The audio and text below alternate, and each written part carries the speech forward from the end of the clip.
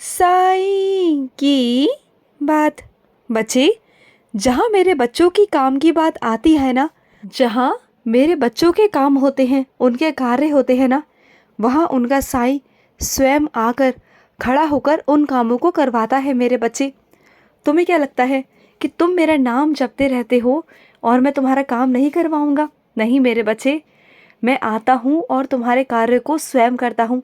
तुमने कई बार ध्यान दिया होगा कि तुम्हारे कई काम बहुत ही आराम से हो गए।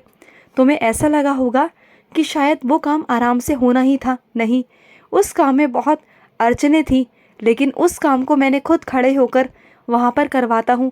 साक्षात रूप में मैं वहाँ खड़ा होता हूँ मेरे बच्चे, और तुम्हारे सारे कामों को मैं ही करवाता हूँ। और सुनो, तुम अगर ना मेरे अंदर मेरी गहराई में डूबना चाहते हो ना, तो जैसे समुद्र के किनारे सब लोग आकर बैठ जाते हैं, वैसे मत बैठो मेरे बच्चे, बल्कि समुद्र में डुबकी लगा कर ना, जो उसके खजाने हैं, हीरे मोती जवाहरात, वो अगर चाहते हो ना, तो उसके लिए हमें समुद्र में डुबकी लगानी पड़ती है ना मेरे बच्चे। तो बस वही है मेरा भी, कि जो मेरा बच्चा मुझ में गहराई तक जाएगा ना, वही सब कुछ पा सकता है। और अगर बाहर से बस ऊपरी मन से मुझे पूजेगा, प्यार करेगा ना, तो वो कभी भी मेरी गहराई तक नहीं पहुंच पाएगा। मेरी गहराई तक पहुंचना इतना आसान नहीं है।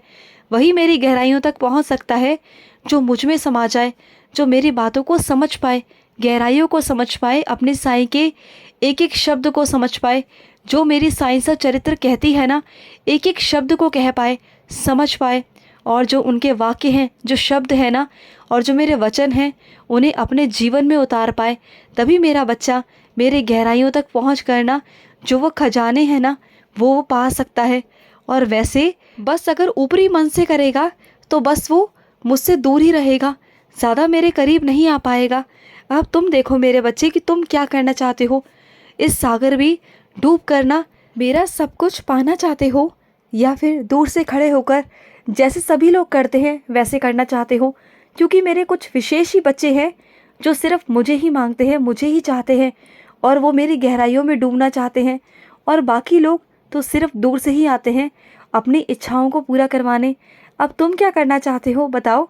तुम मेरी गहराइयों में डूबोगे ना, तो तुम्हें वो सब दे दूंगा जो तुमने कभी सोचा भी नहीं था मेरे बच्चे। और सुनो, सुबह ब्रह्म मुहूर्त में उठने की आदत डालो मेरे बच्चे। तुम जानते हो, कुछ लोग जो सोते हैं ना, वो सोकर अपना जीवन व्यर्थ कर रहे हैं। वो अभी ज्ञान के प्रकाश में ही नहीं है। उन्हें नहीं पता कि सुबह उठने का क्या फ़ायदा है, क्या उन्हें पाना है और क्या वो खो रहे हैं।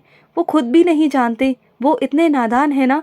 उन्हें सब पता है कि ब्रह्म मुहूर्त में उठने से मेरा आशीर्वाद प्राप्त होता है, लेकिन उसके बावजूद भी ना वो सुबह उठ नहीं पाते, क्योंकि उनके भाग्य में, उनकी किस्मत में है ही नहीं वो खजाना, वो मेरा आशीर्वाद है ही नहीं।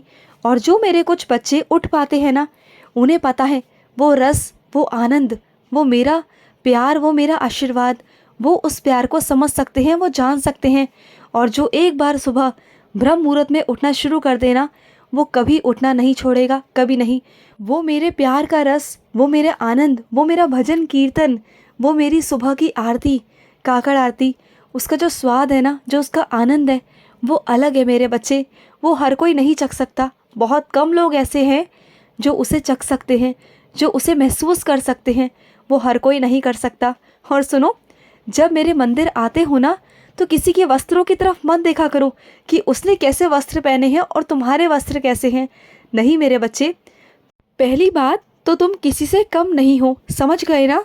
और दूसरी बात, जो मेरे मंदिर आता है ना, वो मेरे लिए आता है, ना कि वस्त्रों को देखकर मेरे बच्चे।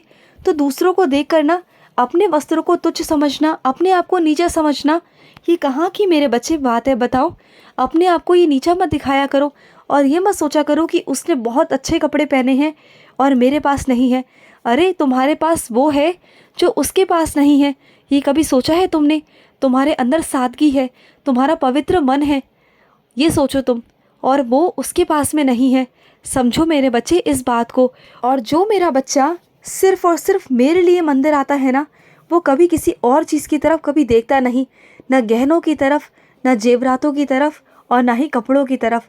अगर उसकी नज़र पड़ती है तो साईं पर पड़ती है। मेरा बच्चा हर पल मुझे देखना चाहता है और उस बच्चे को मैं अपने दर्शन देता हूँ और मेरे दर्शन पा कर ना उसकी आंखें तृप्त हो जाती हैं मेरे बच्चे। फिर उसे कुछ और देखने की चाह रही नहीं जाती, क्योंकि उसकी आंखों में मैं प्रवेश कर जाता हूँ, उसके मन में मैं प्रवेश कर जाता हूँ, उसके दिल में।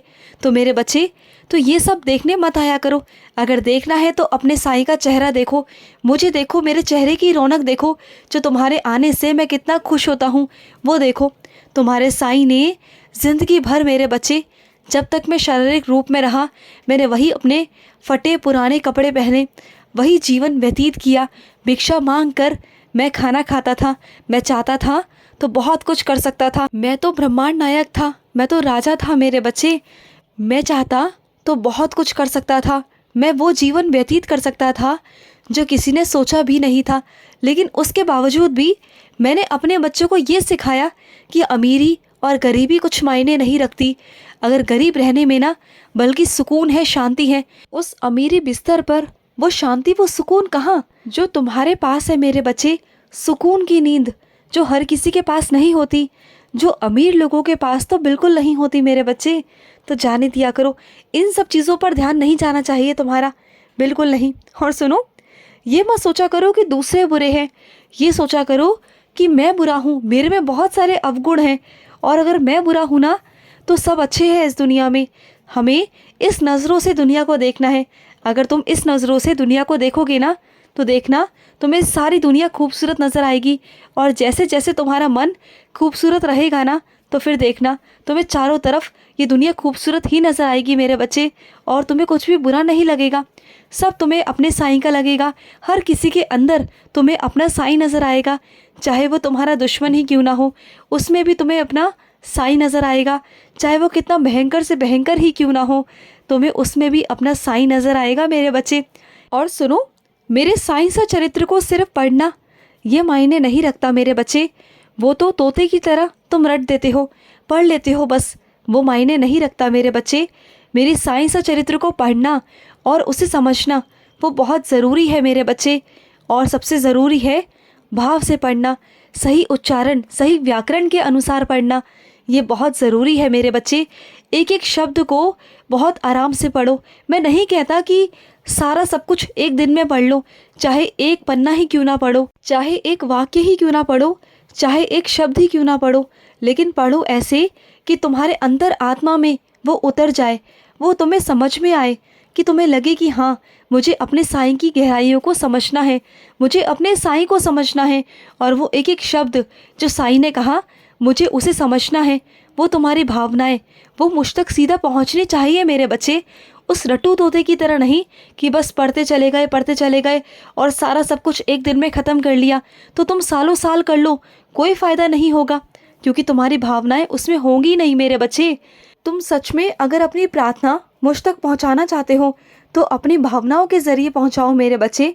मैंने साईं सा चरित्र का आशीर्वाद इसलिए दिया है क्योंकि उसे समझकर अच्छे से और उसकी भावनाओं के अनुसार ही तुम मुझ तक अपनी प्रार्थनाएं पहुंचा सको, ना कि इसलिए कि रट्टू तोते की तरह पढ़ पढ़ कर बस एक दिन में ख़त्म कर दो। वो महज एक किताब नहीं, वो मेरा वाक्य है, वो मेरे शब्द हैं, वो मेरे अर्थ हैं मेरे बच्चे। इसे समझने की कोशिश करो, वो मेरा रूप है। तुम जब तक ये बातें नहीं समझोगे, सिर्फ महज एक किताब समझकर पढ़ोगे, तो कभी वो प्राप्त नहीं कर पाओगे जो मैं तुम्हें देना चाहता हूँ मेरे बच्चे। समझो, खुश रहो। आज का साई संदेश समाप्त हुआ।